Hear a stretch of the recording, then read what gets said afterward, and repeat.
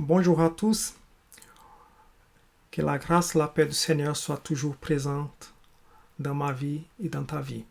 Aujourd'hui, j'aimerais parler d'un thème de l'actualité. J'aimerais parler de George Floyd.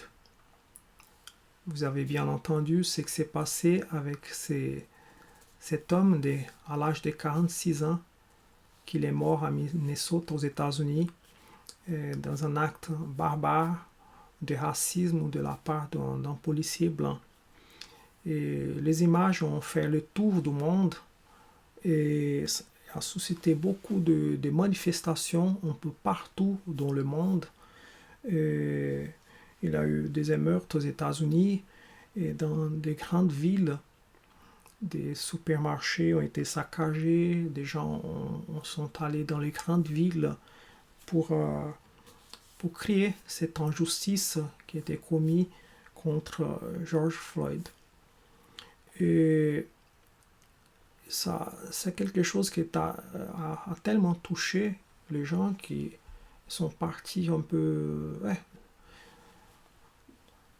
dans le monde entier. On voit des manifestations un peu partout. Et voilà, même ici, dans notre ville, à Bienne, il y a eu cette manifestation. C'était vendredi passé, en fin de journée, quand des centaines et centaines de personnes se sont rassemblés à la gare et ils ont marché en direction à la place centrale aussi pour protester contre cet acte barbare et pour dénoncer le racisme. Alors j'aimerais juste poser la question quelle est ma réponse et ta réponse contre le racisme? C'est quelque chose qui existe, est bien ancré dans notre société, mais comment nous pouvons y répondre à cette situation? Il y a quelques définitions. Racisme, c'est l'idéologie fondée sur la croyance qu'il existe certaines races supérieures qu'il faut préserver de tout croisement et qui sont destinées à dominer les autres. Notre définition dit que c'est l'ensemble d'idées, d'attitudes et de pratiques inspirées par cette idéologie qui opère une discrimination et une hiérarchisation entre les groupes humains. Mais j'aimerais juste t'inviter à penser, mais comment Dieu voit les êtres humains, le monde qu'il a créé? Est-ce qu'il y a des discriminations? Est-ce qu'il y a des catégories des êtres humains plus importantes que les autres? Quand Dieu a créé le monde, qu'est-ce qu'il a vu? Qu'est-ce qu'il a voulu?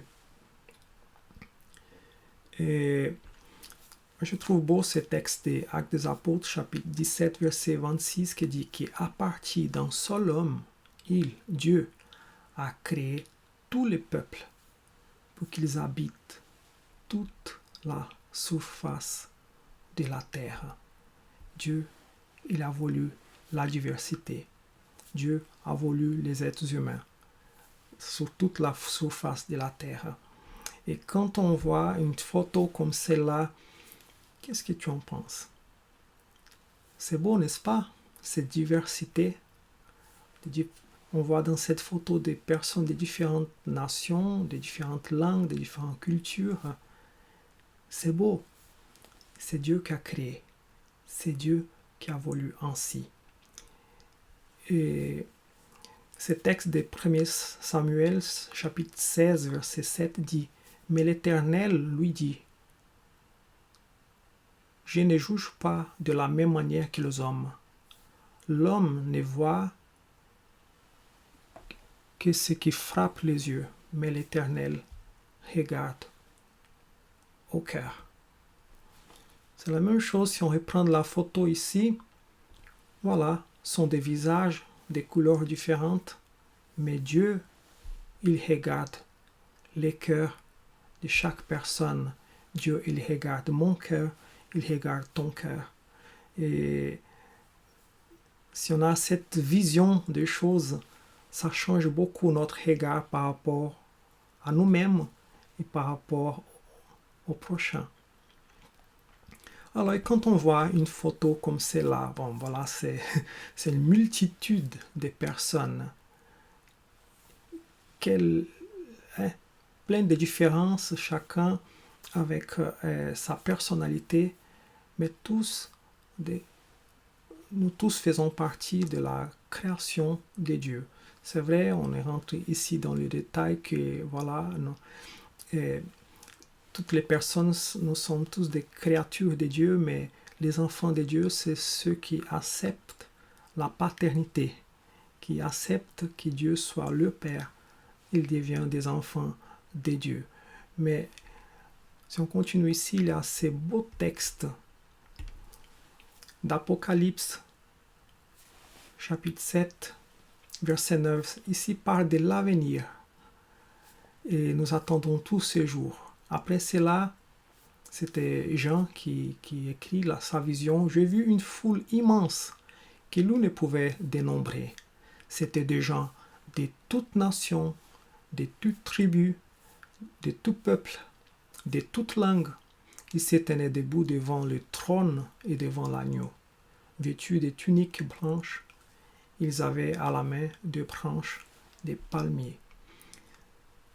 Quelle beauté!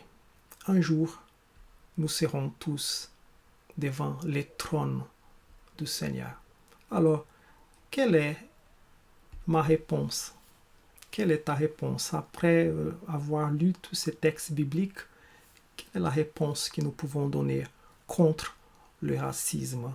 Est-ce que tu as déjà vécu des situations de préjugés, de racisme? Alors, si tu as vécu, alors tu peux décrire que ce n'est pas une situation très confortable. Parfois, c'est très pénible.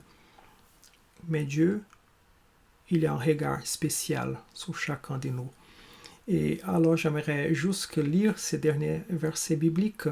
C'est Jésus-Christ qui fait un résumé des 10 commandements en 2, en disant tu aimeras le Seigneur ton Dieu de tout ton cœur, de toute ton âme et de toute ta pensée. Et tu aimeras ton prochain comme toi-même. Si on est capable d'aimer notre prochain comme nous-mêmes, ou adieu racisme, c'est ça que Dieu veut. Alors, que chacun de nous, si on réfléchit, qu'est-ce qu'on peut faire pour changer le monde autour de nous qui est imprégné du péché, du racisme et de tellement de choses mauvaises. Mais que moi, que toi, que nous tous, nous puissions toujours voir notre prochain avec le même regard de Dieu. Un regard d'amour, un regard de miséricorde. Parce que Dieu, il est venu pour sauver, pour restaurer, pour rétablir quelque chose de nouvel, une communion nouvelle avec Dieu. Et que moi et toi, chacun de nous, on puisse apporter quelque chose et dire stop au racisme, mais oui à l'amour de Dieu. Que Dieu te bénisse. À la prochaine. Ciao.